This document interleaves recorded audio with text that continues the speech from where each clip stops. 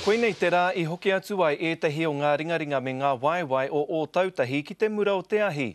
Heoi e ai ki ngā whakamārama a rāpaera tāwhai kei te whakararu tonu a ruau moko I a rātau. E whai ake nei tana pūrongo. Kei te pēnei tonu te āhua o tautahi I tēnei tauhou, te rā I hoki ai ngā kaimahi ki te mura o te ahi. Ko mātou ka kai whakahaere o te kuratini e huitahi ana I tēnei ata kia whakarite mahere anoa. Kāre ā hei te tanata te kuhu atu kia tirohia nā whare e nā kaitia ki whare. Enari tērā te kōrero kamate ka ina tahi, ka ora a ka ina rua. Kei konei tēnei uri o nei tahu e mahi ana kia tūwhera anō nā tatau ki tōna wāhi mahi ake.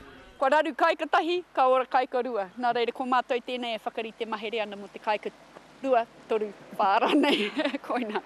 Kua tata ki te kotahi tau I te ru whenua I hau kerekeretia I te manawa o tautahi o tira I tēnei whānau. Heoi kei te manawa nui a ia ka ora tonu tōna kāina. He uri o hine kato a hau mehe me ka ki atu e kei te pai kato. He wāno ka manawa pā, he wāno ka mānukanuka.